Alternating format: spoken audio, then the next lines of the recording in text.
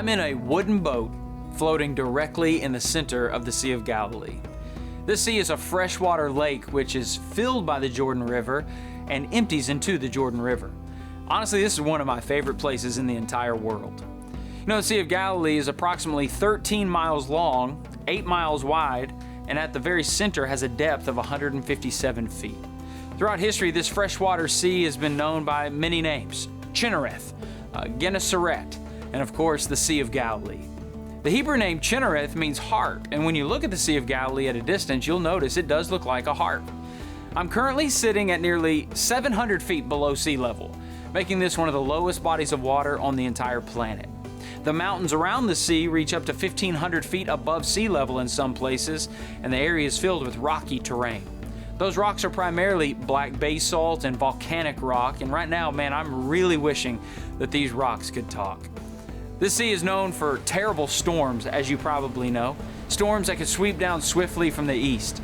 It's said that during one of these storms, it can create waves up to 7 to 10 feet tall.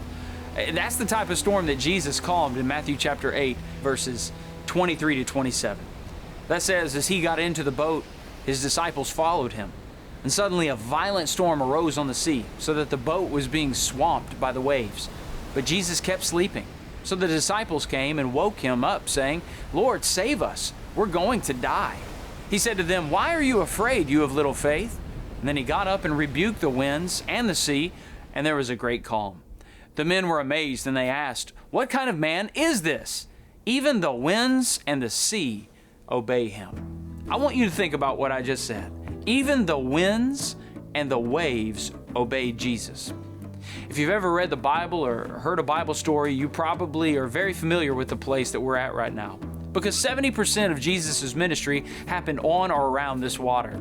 In the ancient day, there was a road that ran alongside the northern side of the sea called the Via Maris, the Way of the Sea, which was the main thoroughfare and trade route for the entire known world at the time of Christ. It's pretty amazing to think about Jesus being here alongside the bank of the water, traveling that ancient dirt road, ministering to people along the way. It happened right here. This is a special place, not only because of the road, not only because of the water, but because of the beach that's directly behind me. That beach has great significance in the gospel story. This is the very spot where Jesus called 4, maybe 5 of his disciples. In that day, the water level would have been a little higher and the beach would have been a little less rocky. But today you can visit that ancient boat dock and you can see it firsthand. This dock dates back to the time of Christ, which lets us know this is where the fishermen would have launched their fishing boats in the first century. So you can imagine fishermen standing alongside this bank, tending to their nets and preparing for another day of fishing on the water, when all of a sudden Jesus approaches them. Along the northern shore, you have towns like Bethsaida and Capernaum and Magdala. Some of the most incredible fishing in this area happened on this side of the sea. We know that at least 6 of the disciples were from this area. But when you look at other parts of the Bible, there are indications that all of Jesus' disciples were actually from here. Acts chapter 1 verse 11 says, as Christ was ascending, an angel appeared to the disciples and called them men of Galilee. So we have reason to believe that all of his disciples were from this spot. But today I want us to think back to the very first disciples that Jesus called, and we're going to be unpacking this story in Matthew chapter 4 today. Try to imagine this scene. Jesus is walking alongside the sea. He's walking along the Via Maris, and the Bible says in Matthew chapter 4 verse 18, as he was walking along the Sea of Galilee, he saw 2 brothers, Simon, who was called Peter, and his brother Andrew. They were casting a net into the sea, for they were fishermen.